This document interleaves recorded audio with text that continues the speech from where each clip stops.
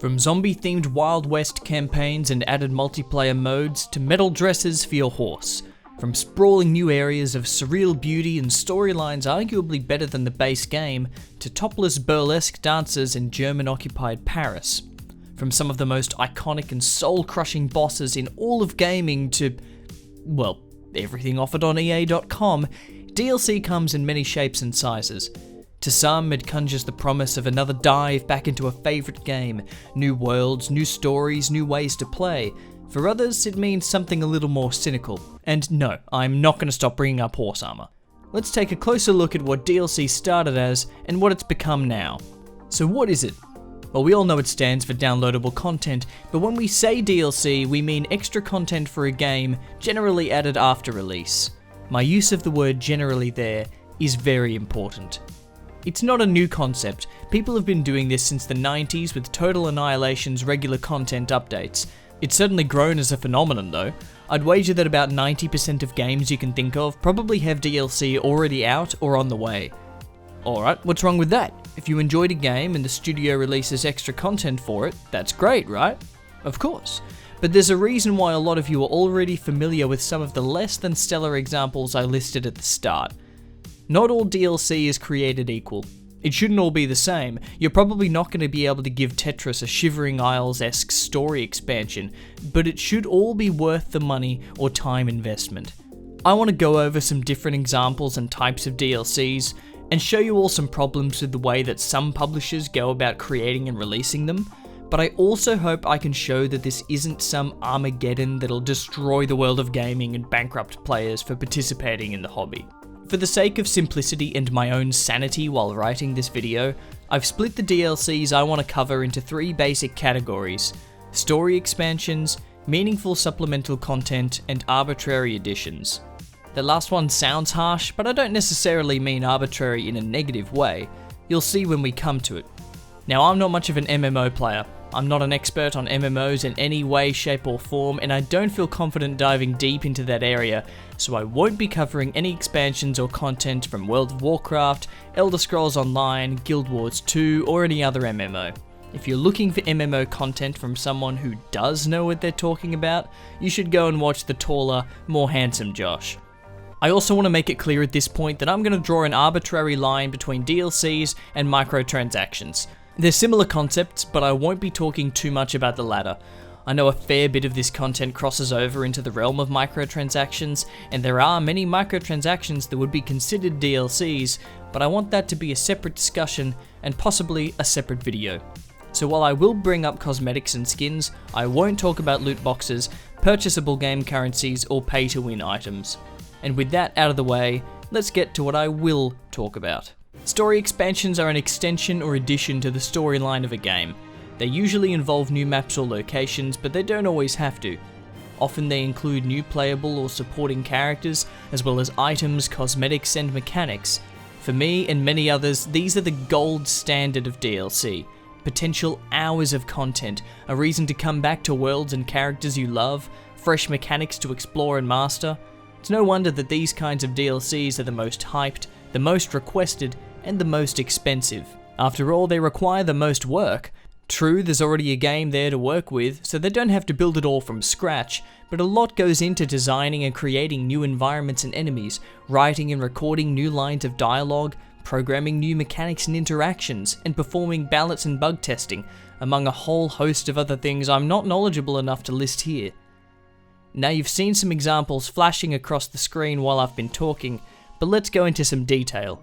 We're going to start by going back 2 whole decades to Warcraft 3.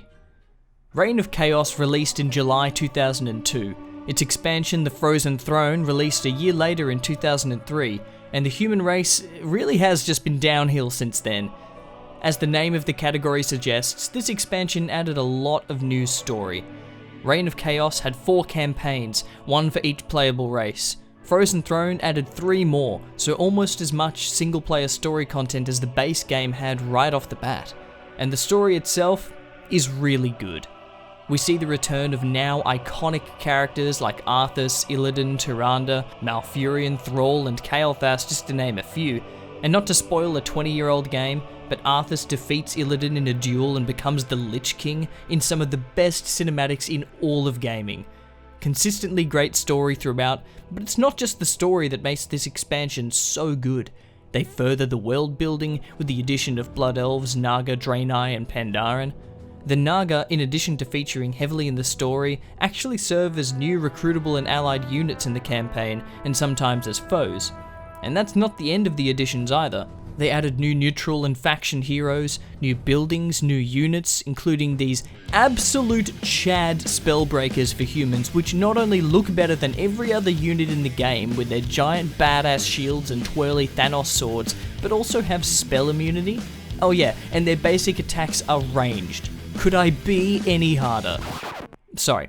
Blizzard also added a bunch of multiplayer maps, made helpful mechanical and balance changes, and improved their world editor for modders making custom maps and scenarios. Thank God, or I might have never experienced the heart-exploding stress of late-game Pudge Wars. Frozen Throne is such a good expansion that I regularly boot it up to play through some campaign missions or custom maps to this day. True, these days I'm booting up the polished turd that is Reforged, but that's a discussion for another time. The point is that Blizzard really delivered on the promise of Reign of Chaos, taking the opportunity to go above and beyond with the expansion, just like they do in amassing workplace harassment charges. This was DLC that was worth the price. It gave fans a reason to come back to the game, not just for the new content, but because of how the additions changed the original content as well, and all for the better. I think it's time we moved on to the real heavy hitters. The reason some of you will have clicked on this video in the first place. That's right, we're talking about Geraldo del Rivero 3. If this DLC were a game, I would call it the best game ever created by mankind. This is better than sex. CD Projekt Red made me wish it was possible to marry a company. All memes aside, which is difficult because what I'm about to say will make me sound like a meme, The Witcher 3's expansions, Hearts of Stone and Blood and Wine are two of the best made DLCs of all time. The quantity and quality of the content they add is so good that I feel comfortable saying their storylines are just as good and sometimes better than the base game. Hearts of Stone is gripping from start to finish. You're introduced to one of the most interesting and terrifying characters in all of gaming, Gaunter O'Dim. Known also as Master Mirror. He's clever, he's mysterious, he's powerful, but get this, you only get caught up with Gaunter O'Dim because of another equally interesting and mysterious bloke, Olgierd von Everec. He's immortal, and you end up having to be a proxy to fulfill 3 of his wishes. So we play equal parts Silence of the Lambs and Weekend at Bernie's, relive Ocean's 11-7, and go on a reality warping trip to retrieve a sick flower thanks to a talking cat and dog. Naturally, Gaunter O'Dim is a tricksy little bastard and manages to pull off one last prank on old Olgierd. I know I made it sound like a joke, but he's actually a fantastic villain. We see the return of Shani from The Witcher 1, a romanceable character. There are new side quests to complete, new gear to find, new enemies to kill, new Gwent cards to collect, and a new craftsman called the Runewright who can give you some really unique and powerful buffs, provided you're as rich as a vineyard owner in Toussaint. Nailed the segue. Toussaint. Toussaint? Doesn't matter which way you say it, it's one of the most stunning game worlds I've ever seen, and such a nice contrast to Velen, which, while good looking in its own way, isn't exactly what I'd call classically beautiful. It's an area so big it dwarfs the entire maps of other games, and exploring it is an absolute treat. Beauclair Palace is exactly what a fantasy castle should be. There are knights, vineyards, monsters, and gloriously questionable European accents wherever you go. None. In Toussaint, we mostly chase bandits. But all I caught was a corpse. I awoke at the crack of dawn, as I do each day, sat straight up in my bed. Again, there's new enemies, new gear, and new quests, but now there's also an entirely new Gwent deck for my fellow addicts to get their fix. There's also the new mechanic of mutations. The characters are alive as ever, with the sadly not romanceable Duchess Anna Henrietta hiring you for a contract to deal with a monster, which after some investigation and an extremely fun quest, turns out to be Detlef, a higher vampire. We meet Regis, another vampire and a friend of Geralt's. We meet Siana, Anna Henrietta's sister. We journey to a literal fairy tale world, and we get given a vineyard of our own. It's not quite as intense as the story in Hearts of Stone, but my god it's compelling, and there's so much to do. Needless to say, I'm a big fan of The Witcher 3's expansions. Every edition fits the world, the characters, the story, the gameplay. There's so many hours of superbly crafted content that they're more than worth the price. There's also meaningful choices to make that can add replay value or an incentive for New Game Plus beyond the base game, and if you do decide to finish with Blood and Wine, it provides a fitting and well-deserved ending for Geralt himself. Now for another expansion that's particularly close to my heart, and many other hearts I'm sure, like a big collective ribcage. Strap in and strip off because once again, I'm about to start talking about Oblivion.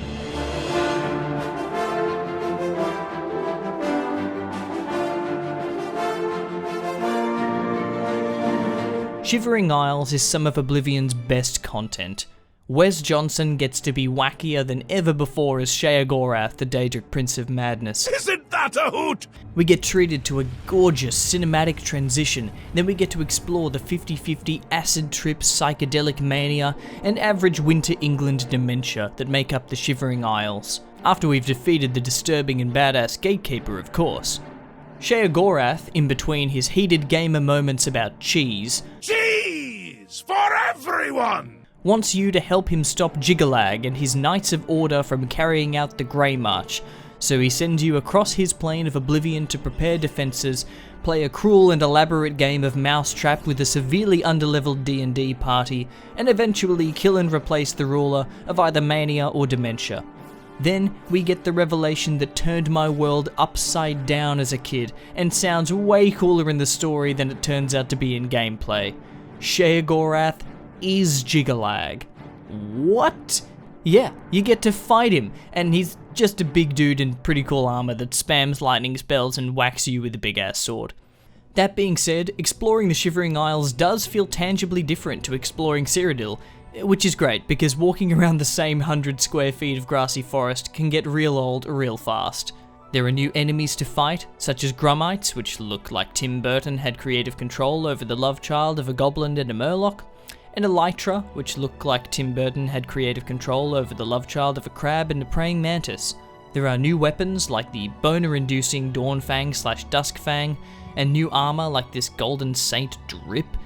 There are new spells like Create Friend, and new ingredients for you to carelessly consume on your merry way.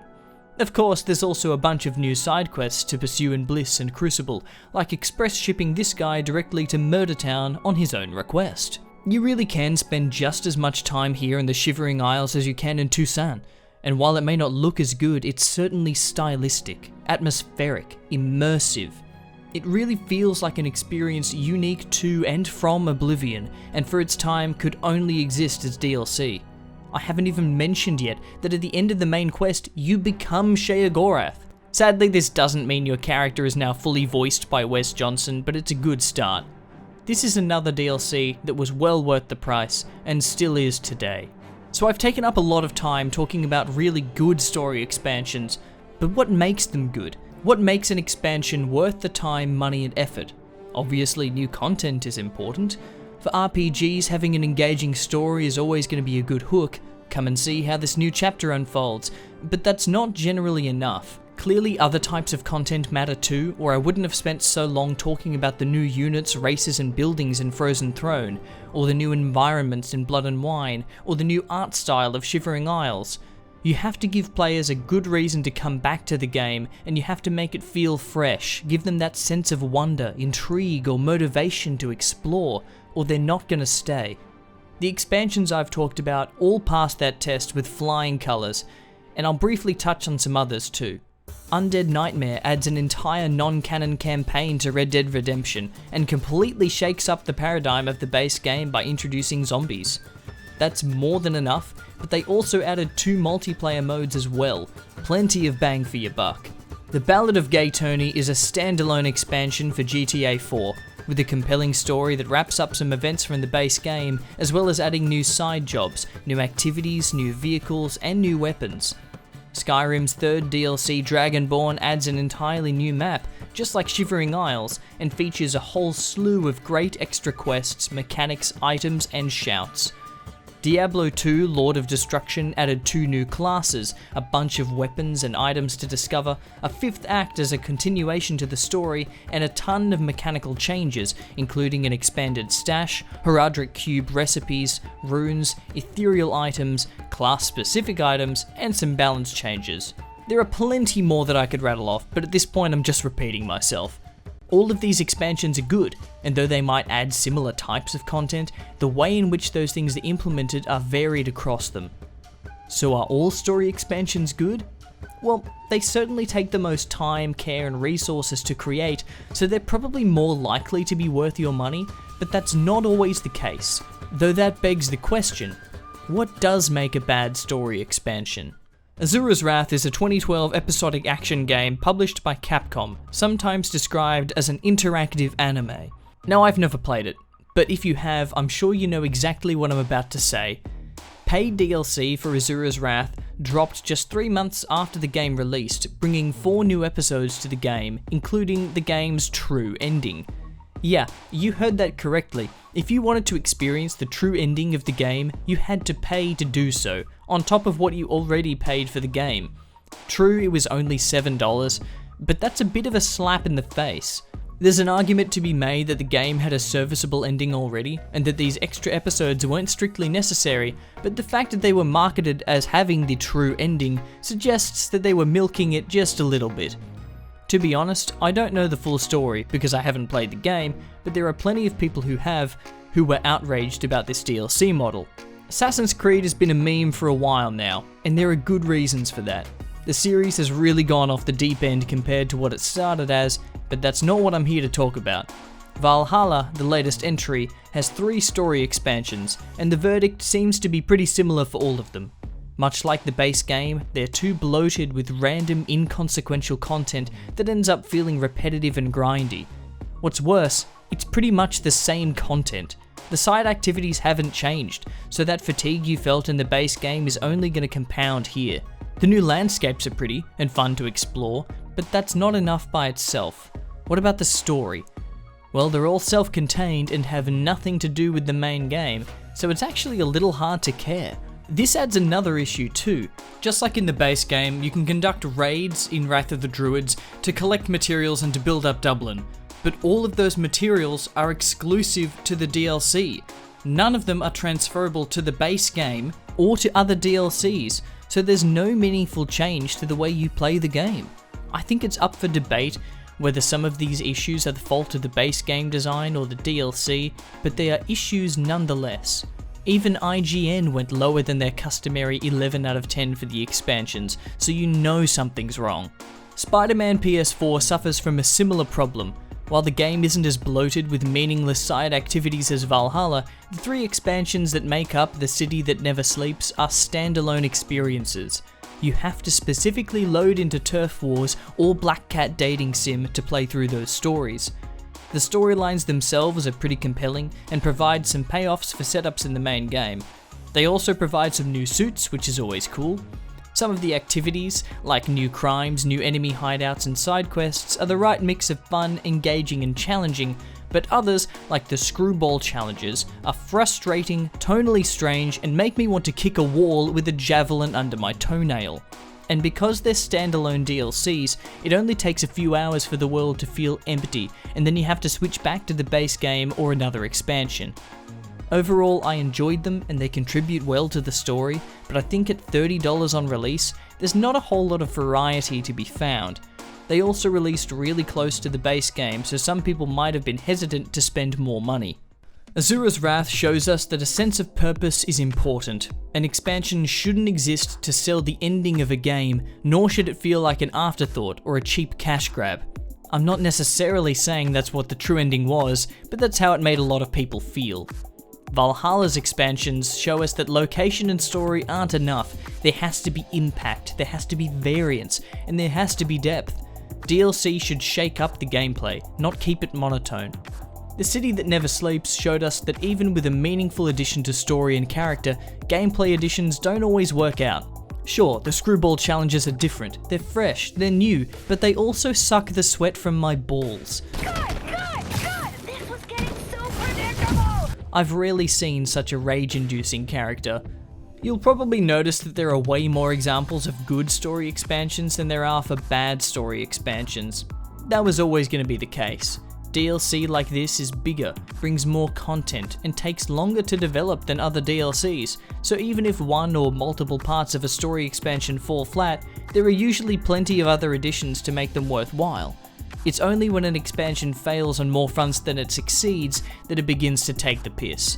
In any case, I think we've talked enough about this first category. Let's move on. Playable characters and factions, followers, weapons, armor, items, quests, scenarios, mechanics, and even entire game modes. These all fall under the umbrella of this second category. Not necessarily huge standalone experiences like story expansions, but they all have the ability to change the game in one way or another. Some change how the game is played completely, while others merely add variety, replayability, options for players looking to get more out of their favourite games. Games tend to get more of these kinds of DLC. They're smaller, require less development time, less testing, and fewer resources, but that doesn't make them less good. Let's start with my favourite of the bunch, shall we? I've already talked briefly about Risk of Rain 2 on this channel, but I want to say again that it is one of the best roguelites I have ever played, and one of my favourite games of all time. Survivors of the Void is a major DLC that introduced an insane amount of content to the game.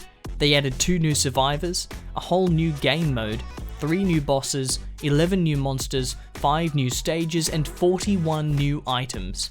For those of you that haven't played Risk of Rain 2, that's a huge deal. Obviously, new playable characters in a roguelite are going to change the way you play. They all have new abilities and synergies, new builds to explore, new mechanics to master. The Railgunner might be one of my favourite survivors. She's a squishy sniper with a unique precision and timing based playstyle. The Void Fiend is different again, with 2 distinct forms to switch between in your runs. Every added stage is aesthetically and mechanically different from the original ones, and so are the enemies. Seeing certain enemies forces you to change prioritization, especially for these blind pest bastards that follow you and snipe you from above like mosquitoes with lasers. The items add a whole bunch of variety too, with some unique run-defining additions like the Power Elixir that can save you once from death. They also introduced corrupted items, which often have inverse effects to their not corrupted counterparts. Picking up any of these corrupted versions will corrupt all of their corresponding normal items, so if you're building to sit on your ass and heal with bustling fungi and pick up a weeping fungus, hope you're ready to work those legs, because now you have to sprint to get those heals. Survivors also added Void Seeds, which are giant purple domes filled with a fog that damages you when you're inside it. All chests inside are locked until you kill all the Void enemies. When the seed collapses, it allows you free passage. These show up randomly in stages, and you can have multiple at a time. Sometimes the stage teleporter is inside the Void Seed, forcing you to dispel it before moving on. They're a nice bit of stage variation on top of the extra items and enemies, and are guaranteed to offer you some corrupted items. I love this DLC. And it's one of the main reasons why I've played so much Risk of Rain 2, why it keeps me coming back for more. There's just so much variety, and none of it feels like it's cheapened the base game or just been tacked on for padding. It's well worth the price at $22, and it'll make the game feel brand new. But it's also completely optional. The game is really good without it, and if you're playing with friends, only one of you needs to own it for all of you to get the items, stages, and bosses. What about something a little different? What about something a little alien? War of the Chosen came out over a year after the release of XCOM 2 and basically overhauled the entire experience from start to finish. It didn't change the story much, but it delivered so many changes that you can't help but play the game in a completely different way, with new encounters, new potentially friendly factions, new enemies to steamroll your carefully created custom soldiers, new powerful and terrifying bosses. All of it adds together to give more variety to a game that was already replayable as hell. After playing with War of the Chosen, it's hard to imagine what the game was like without it. The Chosen are almost like orc captains from Shadow of Mordor, and will learn different techniques at varying levels of bullshit as you face them, making them excellent as recurring villains throughout your playthrough. The rebel factions are all useful and interesting.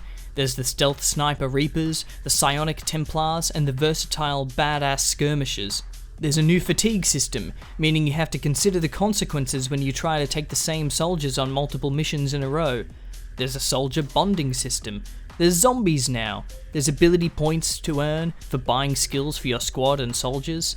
There's almost too much content. Now, I'm a smooth-brained little baby man who isn't all that great at strategy, but I still love XCOM, and while all the new systems and interactions and strategies of War of the Chosen took me a while to get the hang of, it was definitely worth it in the end. It provided a genuinely fresh, and more importantly, significantly improved experience over just playing the base game. On your Firaxis. There's also other fairly significant content DLCs like Shen's Last Gift, which adds a mission and unlocks the Spark Soldier class, and the Alien Hunters DLC, which simulates the experience of having a violent aneurysm every 10 minutes.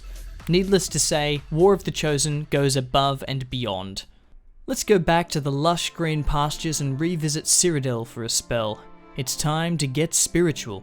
Where Shivering Isles was a massive island full of new enemies, locations, landscapes, and quests, Knights of the Nine is dedicated to telling just one story. By the Nine Divines, a chapel in Anvil has been attacked. Naturally, it's up to you to find out who did this, and why, because there's only room enough for one unhinged lunatic murderer in Cyrodiil, and you've already comfortably occupied that position. You learn that a partially dead guy called Umaril is behind it, and the only way you can stop him from doing it again is to send thoughts and prayers. Wait, that doesn't sound right. The only way to stop him is to defeat his body and spirit with a full set of Crusader relics. So, our murderous curiosity piqued, we set off to find the relics. This involves doing laundry for the Nine Divines, being careful not to be too obviously evil for later, and then taking the relics as your rewards. It's not quite that straightforward, and some of the tasks are genuinely unique or interesting. There are some puzzles and some combat encounters, including 9 back-to-back duels against the ghosts of the past Knights of the Nine. After you have all the gear and you've cleansed it from any signs of Ligma, you go to stop the world-ending threat. You fight through a bunch of goons, and then you kill Umaril. Then you go to the Spirit Realm and you kill him again.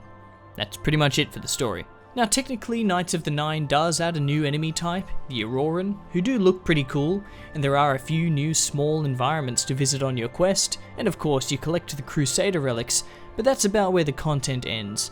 This isn't an overhaul of any systems, gameplay mechanics, or areas. This isn't even an addition to any systems or gameplay mechanics. That's fine, this is a long quest line and that's all it claims to be, and it was only $10. That being said, the quest itself feels a little repetitive after a while, and amounts to gear that isn't always wearable, nor always suited to your playstyle. For instance, there's no point using the sword or mace if you're committed to archery or magic. And if your infamy gets too high, which it will, you can't wear the armor until you redo the whole pilgrimage. Again, it's only $10, and it's more of the game you hopefully enjoyed if you purchased in the first place, but it doesn't feel like it adds much to the game. Are you ready for controversy? You knew this game was going to show up in this video eventually, and now we're here. The Sims 4 has a lot of downloadable content. A lot. It's hard to nail down just one to talk about here, so I'm going to bring up quite a few, both now and later in the video. First, I want to talk about what they call expansion packs. These are their biggest content offerings, and most seem to fall into this category of DLC. There are 13 expansion packs, and we'll come back to that number a little later. They all cost $50, which is the price of some full games out there, so a pretty significant investment, which means EA have their work cut out for them if they're looking to deliver bang for your buck. Let's look at some of the most well-received packs. Seasons is considered one of the best, and it seems to add a lot of content. There's now weather in the titular seasons, bringing new events, activities and challenges, as well as temperature as a mechanic. Sims can jump in puddles, get scared by lightning, play in the snow and die from overheating. There's climate variance between the worlds. There are holidays with traditions to complete, which can affect your Sim's mood. There's a calendar feature which shows upcoming events and holidays. There's new objects, new clothing, new skills and even a new career. I would comfortably say that this is a fundamental change to the way the base game is played, how it looks, how it feels, and the options at your disposal. I wouldn't say it's worth $50. This is the first time in this video that I object to a meaningful DLC based on its price, but it won't be the last. What about another pack? Island living also brings a lot of content. As its name suggests, it allows you to live on the island world of Sulani, which is a change of pace in terms of environment, with tropical beaches, coral reefs and volcanoes. One of the biggest additions is mermaids, which really goes to show the target audience for these expansion packs. Mermaids are just like normal Sims, but need to be in the water from time to time in order to use their mind control magic. They can also summon dolphins, which even I will admit is pretty cool. Again, there's new objects, clothes, traits, and a career, and again I have to make the same judgment as last time. This is quite a few additions, but it's not worth $50. Obviously, your mileage may vary, and if you're a Sims fan, you're probably going to get a good amount of time out of this pack, but $50 is a lot of money, and I reckon you need to do a little more to earn that. Okay, I only have one more to talk about right now. Eco lifestyle. Now, I'm not an expert on Sims, but I hear this one is a little polarizing. It's a strange concept for an expansion pack, being eco-friendly. It introduces a pollution system, which can affect your Sim's health. It adds trash that you have to clean up, it adds a new world for you to live and play in, and it adds the realistic frustration of having to achieve a common goal with complete strangers. There's a new career as usual, some new skills, and a regular plethora of cosmetic options, but there's less content than other packs for the same price. Some of the features are only really fresh the first time, like the trash, which isn't dynamic, and has little impact on gameplay outside of its new dedicated mechanic. The smog affects other worlds in the game, and the new influence system affects your neighborhood action plans, but there's not enough meaningful content addition or gameplay change to be worth the price tag. Total War Warhammer 2 has a whole suite of DLCs that add anything from new battlefields, mechanics and systems, to new factions and lords, each pack consistently priced so that the value is based on the quality of the edition itself, not the magnitude of changes. These tend to be welcome additions and aren't too expensive. Stellaris has similar DLCs with new mechanics introduced in each one, as well as plenty of new species and other customization options for your empires. They tend to run a little more expensive than Total War, but way under The Sims. That being said, there are simply too many of them for both games, but we'll come back to that later. So, what's the difference between good and bad DLC in this category? Well, the line is a little murkier because there's a lot that falls under this umbrella. Obviously, value for money is going to be one of the biggest considerations, as it always is. And because there's so much variance in the amount of content delivered by these DLCs, pricing is usually how a player will initially gauge how much a game will actually change. For $10, Knights of the Nine was never going to make the base game a new experience. For over $50, War of the Chosen had to. Survivors of the Void is remarkably cheap for a DLC that adds so much replayability, and the Sims 4 expansion packs, even at their best, are too expensive for the level of novelty and variety that they offer. Another consideration is how and when a DLC is released. To be fair to The Sims 4, all of the expansion packs were released after the main game, with a consistent pricing model, even if that pricing model sucks more balls than a vacuum at a marble factory. Mass Effect 3 is contentious for many reasons, but the one I'm interested in now is its From Ashes DLC. It adds new mission content, a new squad mate, a new weapon type, and some new cosmetics. All sounds pretty standard, and it was only $10 US. But it was released at launch, included in the Mass Effect 3 N7 Collector's Edition, or bought separately for that $10. Why? What? It's not a huge amount of content, but why try to milk money from your players the second they buy the game? Clearly a cash grab, and not the only example of DLC that essentially, or in some cases, literally was present on the disc at launch, just locked behind a paywall. I only have one more example to talk about in this section, but it's an important one. Evolve released to not insignificant praise, and for good reason. It was conceptually novel, it was thematically interesting, and it was just a damn good time with some friends. You get to live out your redneck fantasies of hunting Bigfoot through the woods, except he's real this time. Or you get to be a giant monster in a wreck house. There are plenty of controversies surrounding Evolve DLCs, and I'll bring up some more later, but I want to focus on the season passes. Again, this won't be the last mention of season passes in this video. The first Evolve season pass cost $25, and got you 4 new hunters and some skins.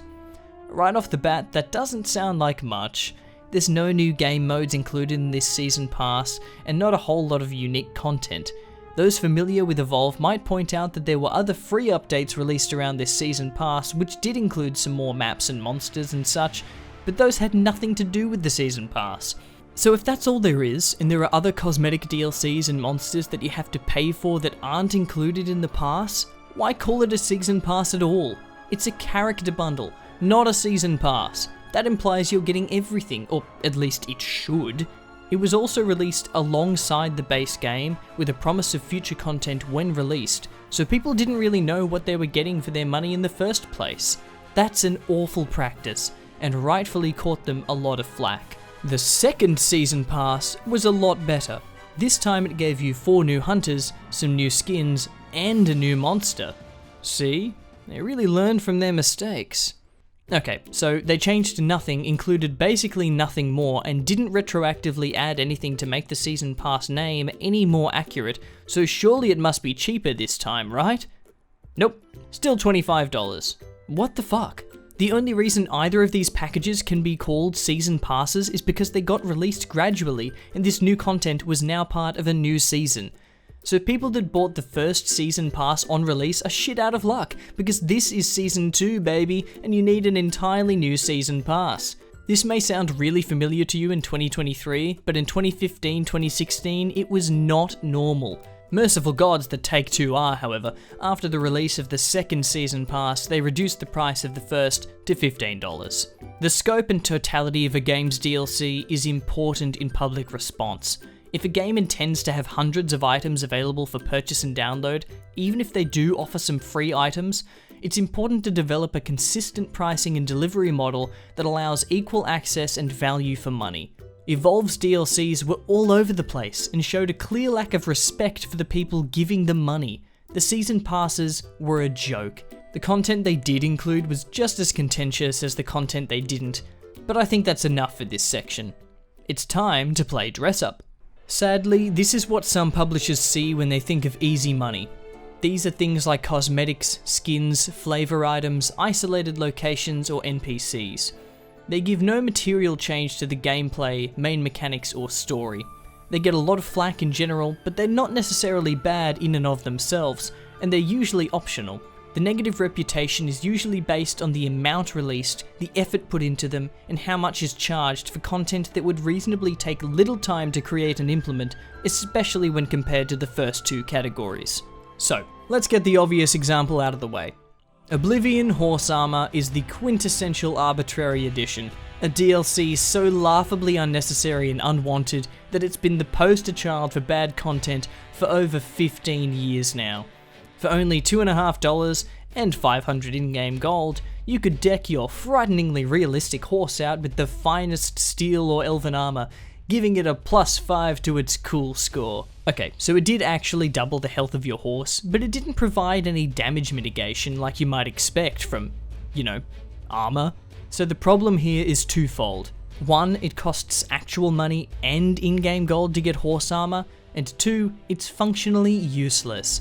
Why pay for a cosmetic like this for a single-player game? Oblivion doesn't require any other purchases for cosmetics, and it has other, better DLC in this category that make this one look worse. Let's talk about those. Frostcrag Spire, Dunbarrow Cove, Deepscorn Hollow, and Battlehorn Castle are all downloaded locations geared towards specific kinds of characters.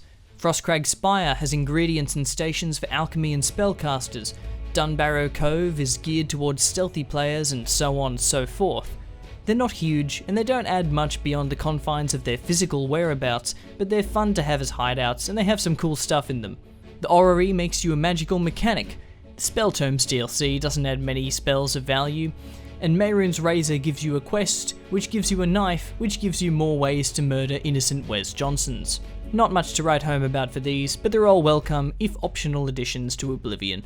Hearthfire was the second piece of DLC for Skyrim, and while I'm not sure what it cost when it first released, it'll run our Aussies about $7.50 now. Does it add much? No. You can buy more houses, design and build your own house, hire some servants, and adopt an immortal child. Is it fun to build your own house and fill it with garish trophies and taxidermied Falmer? Yeah, kinda. It's pretty much the same as the Oblivion locations, just a little more hands-on and a little less thematic. Worth a small amount of money if you're interested, otherwise, don't bother. I feel like it's time to go back to The Sims. So before we talked about expansion packs, but they also have game packs, stuff packs, and kits. Game packs are described as medium-sized packs for new content, and they're all priced at $21, or maybe $30. That's more than Hearts of Stone, twice as much without this discount. It's roughly as much as Survivors of the Void, or The Old Hunters. So just from the price point, you're setting expectations at a certain level of playtime, quality, and content additions on par with some of those. So you would expect these packs to permeate almost every sim you make, almost every playthrough you do, right? They don't have to overhaul everything, they don't have to completely change the experience of the game, but we've seen other DLC at similar prices that achieve a lot of meaningful variety. Good fucking joke. Most, if not all of these, are pure novelty. Things that you might focus one sim or playthrough on, but most likely won't return to often. That's not terrible. People have different tastes, and I'm sure many of these packs are enjoyable, like making your sim a werewolf or vampire or wizard. But is it worth that $21? $30? Some of these are completely isolated locations with short activities. How many times are you going to do those when they have no material impact on the rest of the game? Journey to Batu, Jungle Adventure, Strangerville, Outdoor Retreat. This is the kind of stuff Bethesda would have bundled together for $15 total. Spa Day? Fucking Spa Day? You're gonna ask $21 for a few new animations, a handful of cosmetics, and a new building? Regardless of the fun some of these provide, they all belong in this category when you compare their impact to their price. The fact that these are all being sold as separate packs for $21 each is pure greed. I won't go into too much detail, but stuff packs are half the price of game packs and include even fewer additions to the game. Take backyard stuff. It's $10 to add a water slide, some new clothes, and some new outdoor furniture. All this in a game where your characters don't spend a particularly large amount of time on any one activity that isn't their career, nor do they spend very long in one outfit. Now I know it sounds like I'm complaining about the type or amount of content they're adding, or somehow against these small arbitrary additions. I'm not. I just see no reason why some of this couldn't be bundled together more reasonably than the bundles they offer, or added for free in patches. Okay, well that's not strictly true, I do see the reason. Greed. Look at all of these paid DLCs. It's overwhelming. They're egregiously priced for what they're offering, but I could even forgive that if it weren't for how many of them there are, and how they're all advertised as essential to the game. If they were really that essential, they would have been included from launch. Look at this one. My First Pet Stuff. This is DLC for a fucking DLC. Don't even get me started on how this game appeals to kids, then asks them to reach into their parents' wallets. As of writing this video, even with extreme discounts on many of the products, and I don't know how long those last and if they're universal, even years after many of these DLCs have launched, if I were to purchase all of them at once, it would cost me $937.36. Granted, that's dollary dues, so it's only $623 US, but that is completely absurd. That's more than a PS5. And at the time of editing, there are no discounts, so if you want to buy all of them, you'll have to spend nearly 1,600 Australian dollars. That's 2 PS5s. That's approaching mobile game territory, or online CCGs, which are a whole other kettle of fish. Remember when I said I'd bring up more Evolve controversies later? Well, it's later now. Evolve launched with over $130 of DLC, which isn't as much money to sink as The Sims, but it isn't great. Now, maybe you didn't quite catch that. Evolve launched with over $130 of DLC.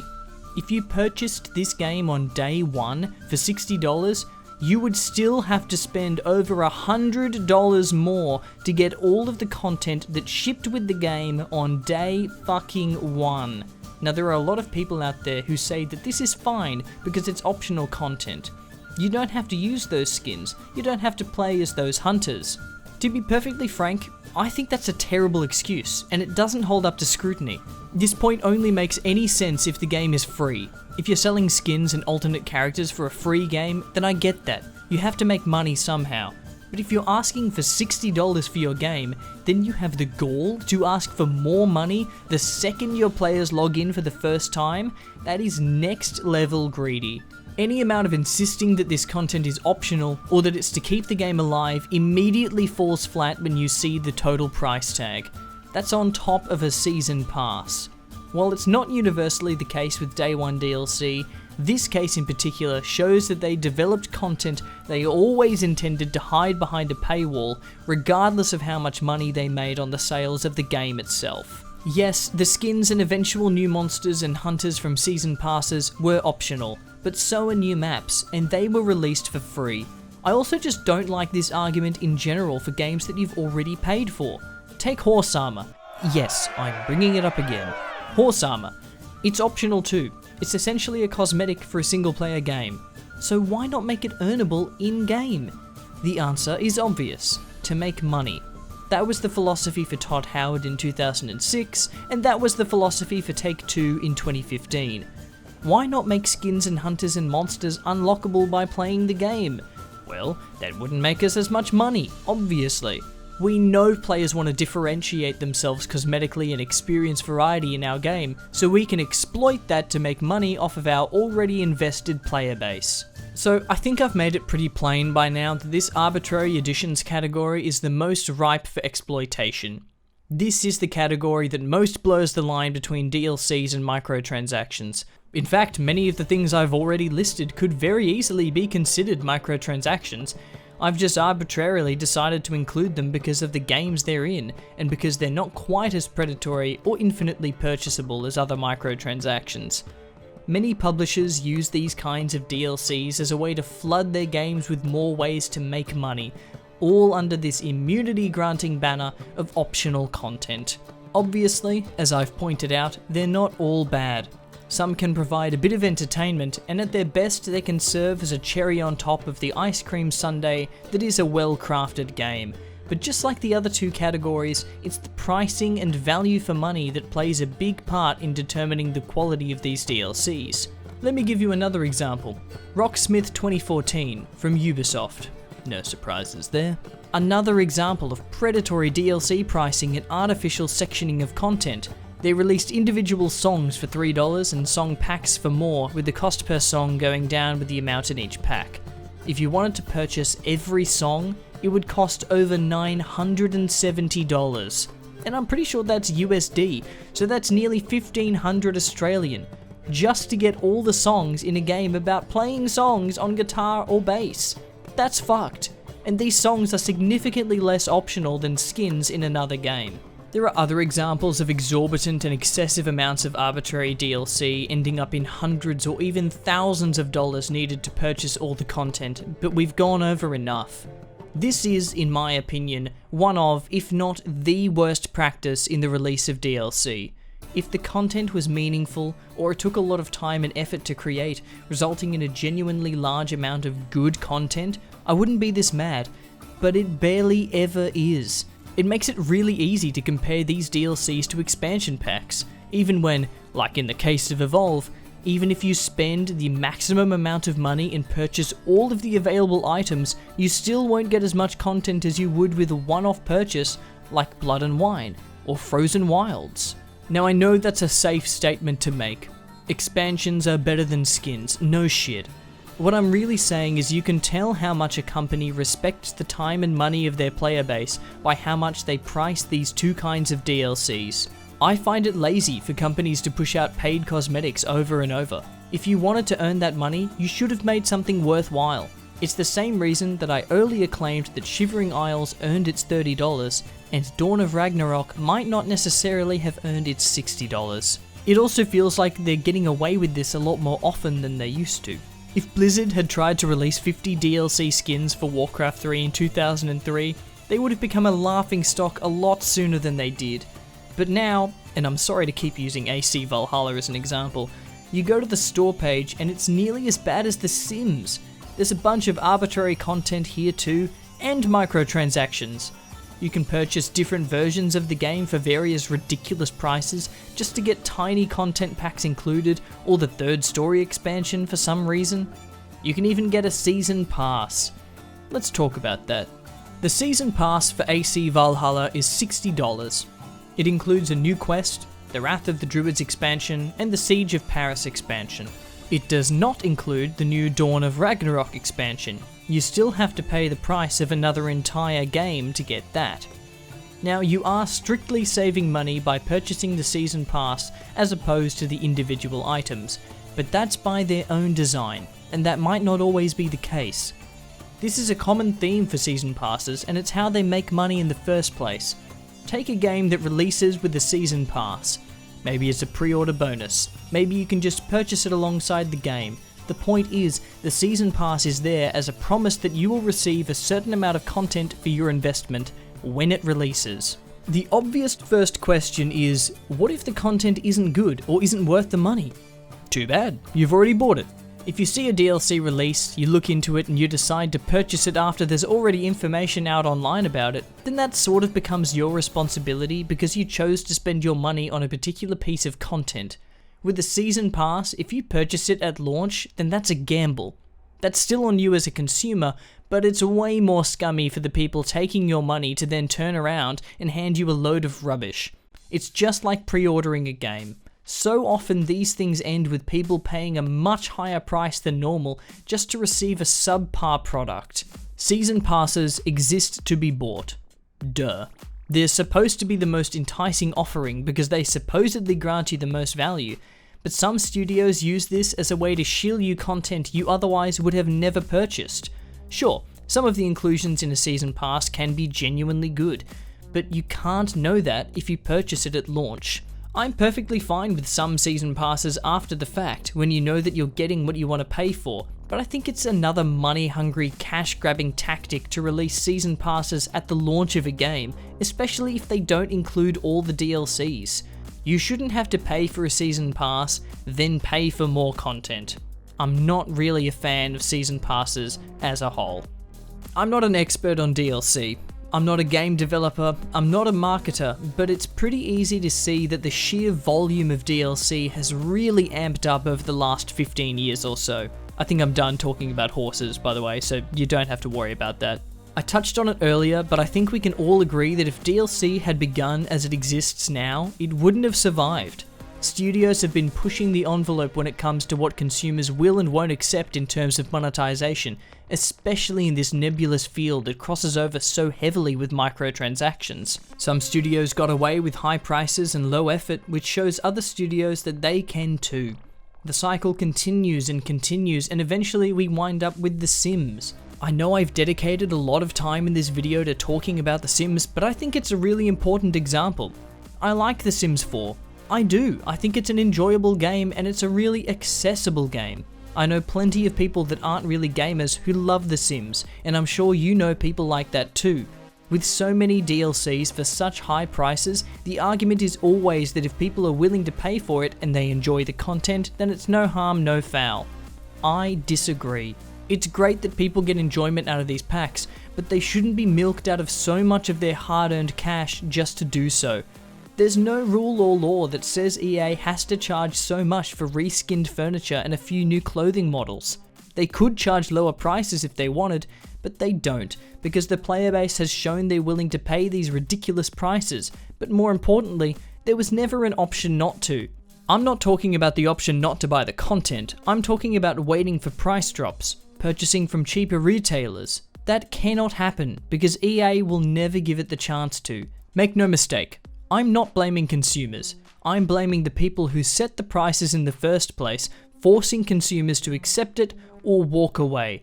The problem is, they knew at the outset that there were always going to be people paying for these packs regardless of what they charged.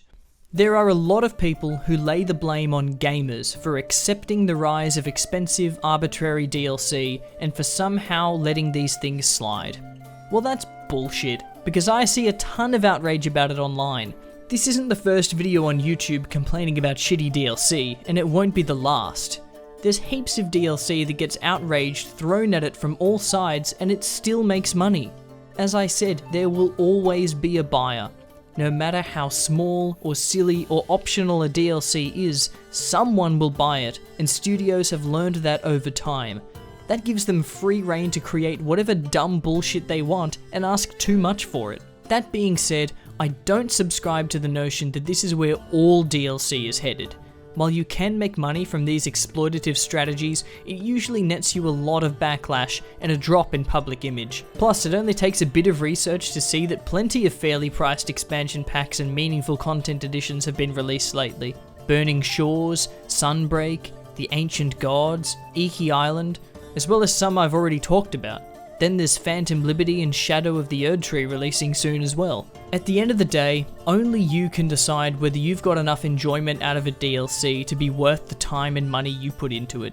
Studios will continue to release DLC in all three of these categories. A few bad actors aren't going to ruin the entire industry. I will temper that, however, by saying that the trend does exist. Especially in the Arbitrary Editions category, the exponential growth in such frivolous and expensive DLCs has not only opened the door to more of the same, but ushered in more opportunities for microtransactions in both free and paid games. This is what I have the real issue with, and I'm sure I'm not alone. I love a good, well-crafted DLC. It shows the passion the developers have for their games, and can sometimes be a way to include and show off really cool and unique ideas that may not have been able to fit into the original game. Some of my favourite gaming moments have been in DLCs, watching Geralt and Yennefer, and only ever Yennefer, relaxing at Corvo Bianco felt like a satisfying capstone on Geralt's story. Leading Arthas to the Frozen Throne and watching him become the Lich King was such a badass moment that it stuck with me for over 15 years. My only hope is that eventually good faith towards better content and backlash towards anti-consumer practices outweighs the potential profits, and we see more survivors of the voids and fewer horses in janky ass armor. Sorry, I lied when I said I was done talking about it. Thank you all so much for watching. If you've made it this far into the video, then I'm genuinely surprised, but really grateful that you've stuck it out. This is my longest video yet, by far, and it's been a huge effort to put it all together. If you enjoyed, then I'm planning on making more videos like this in the future, so subscribe if you want to see those when I release them. For now though, avoid those bad DLCs, never trust Todd Howard, and have a good one.